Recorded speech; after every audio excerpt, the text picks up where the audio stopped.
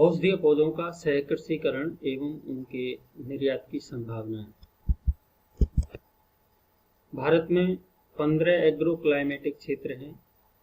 भारत में 17,000 से 18,000 पौधों की प्रजातियों में से 6 से 7,000 औषधीय पौधों का उपयोग गुणीजन तथा आयुर्वेद, सिद्ध, यूनानी और होम्योपैथी डॉक्टरों द्वारा किया जाता है। औषधीय पौधों की लगभग 960 प्रजातियों का व्यापार होता है, जिनमें से 178 प्रजातियों की वार्षिक खपत 100 मीट्रिक टन से अधिक है। इनमें से भारत 50 प्रजातियों का निर्यात करता है और लगभग 42 प्रजातियों का आयात करता है। वैश्विक आयुर्वेदीय औषधीय बाजार के अंतर्गत आयुर्वेदिक दवा का बाजार लगभग 6,70,000 करोड़ का है। 2050 में उम्मीद है कि आयुर्वेदिक दवा का बाजार लगभग 5 खरब डॉलर का हो जाएगा। आयुर्वेदिक उत्पाद का 41% केवल अमेरिका द्वारा इस्तेमाल होता है एवं 20% यूरोप द्वारा। वैश्विक स्तर पर निर्यात व्यापार से संबंधित भारत की हिस्सेदारी केवल 0.5% है। चीन हर्बल उत्पादों का 13% निर्यात करता है। भारत की हर्बल उत्पादों के निर्यात में सिर्फ 2.5% की हिस्सेदारी है। आयुष औषधियों का आयात निर्यात करोड़ों में। कुछ साल के आंकड़े आप यहाँ ग्राफ के माध्यम से देख सकते हैं। आयुर्वेदिक दवाइयों के पेटेंट की बात की जाए तो भारत ने सिर्फ 200 आयुर्वेदिक पेटेंट रिलीज की हैं, जिनमें से 11% विदेशी कंपनियों द्वारा पेटेंट हैं। 43,000 आयुर्वेदिक सूत्र आयुष विभाग की डिजिटल लाइब्रेरी में मौजूद हैं, जिनमें से केवल 1500 आयुर्वेदिक सूत्रों के आधार पर बनी दवाइयों का विपणन भारत में होता है। 25 महत्वपूर्ण औषधीय पौधे जिनकी खपत अधिक है, उनमें अश्वगंधा, हरित की, अशोक, विविध की आदि आप इस टेबल के माध्यम से देख सकते हैं। राजस्थान में औषधीय पौधों की लगभग 1911 प्रजातियां पाई जाती हैं, जिनमें से 30 प्रजातियां अधिक मात्रा में मिलती हैं। राजस्थान में लगभग 6 कृषि जलवायु क्षेत्र हैं। औषधीय पौधों की दृष्टि से 31 प्रजातियां राज्य में खेती के लिए अधिक उपयुक्त हैं। राजस्थान में पाई जाने वाली औषधियों की 30 प्रजातियों में कौंच, सीताफल, सत्यानाशी आदि इस टेबल के द्वारा आप देख सकते हैं।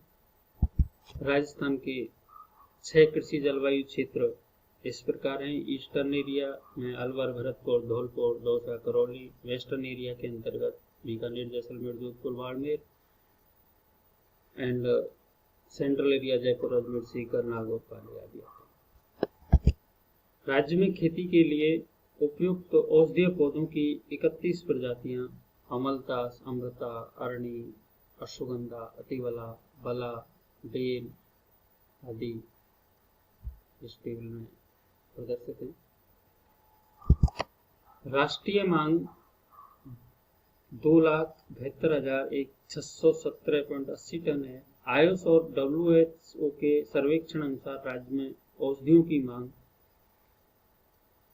फार्मेसियों द्वारा 858.39 मीट्रिक टन, स्थानीय लोगों द्वारा 2500 मीट्रिक टन। RSMPV 2003 के सर्वेक्षण अनुसार कुल मांग 3358 मीट्रिक टन है। निम्नलिखित औषध द्रव्यों का राज्य से निर्यात किया जा रहा है: ईसबगोल, मेहंदी, अश्वगंध, धतूरा, सनाय, सफेद मूसली। इंटरक्रॉपिंग प्रणाली से होने वाले लाभ निम्न हैं। जब औषधीय पौधों की कीमत में गिरावट आती है तो नुकसान का खतरा कम हो जाता है। खरपतवार की कम संभावना के कारण भूमि की उत्पादकता, भौतिक गुण और संरक्षित भूमि क्षेत्र में वृद्धि होती है। औषधीय पौधों के साथ जो पौधे इंटरक्रॉप किए जाते हैं उनमें मक्का, सेम, प्याज, मिर्च, बीन्स और आलू सम्मिलित होते हैं। जब भूमि क्षेत्र सीमित होता है तब इंटरक्रॉपिंग तकनीक मुख्य रूप से अपनाई जाती है। इंटरक्रॉपिंग वह तकनीक है जिसमें कि फसल के साथ छोटी अवधि के पौधों का इस्तेमाल करते हैं। औषधीय पौधों की खेती मोनोकल्चर या इंटरक्रॉपिंग तकनीक के माध्यम से की जाती है। प्रतीक्षा अवधि के दौरान औषधीय पौधों से आय प्राप्त कर सकते हैं। इंटरक्रॉपिंग में अन्य लाभों के अंतर्गत प्रति इकाई क्षेत्र उच्च आय, मिट्टी की उर्वरता बनी रहती है, मिट्टी अपरदन नियंत्रण एवं खरपतवार में कमी हो जाती है, प्राकृतिक संसाधनों को बेहतर उपयोग होता है आदि लाभ मिलते हैं। इंटरक्रॉपिंग में कुछ कठिनाइयों की बात करें तो प्रबंधन में कठिनाई होती है, कटाई मुश्किल है, खाद पानी के लिए अलग अलग प्रतिक्रिया, संसाधनों के लिए प्रतिस्पर्धा आदि। एक आदर्श इंटरक्रॉपिंग के निम्न उद्देश्य होते हैं।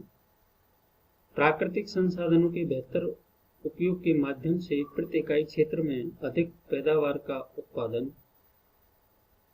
उत्पादन में अधिक स्थिरता, संसाधनों का समान वितरण, किसान की घरेलू जरूरतों की पूर्ति,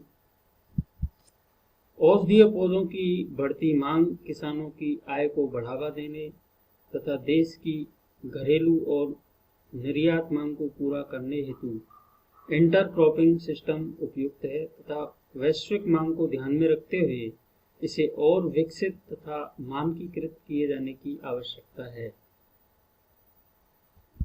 फसलों का चयन मिट्टी के प्रकार, जलवायु परिस्थितियां तथा प्रबंधन के तरीकों पर निर्भर करता है।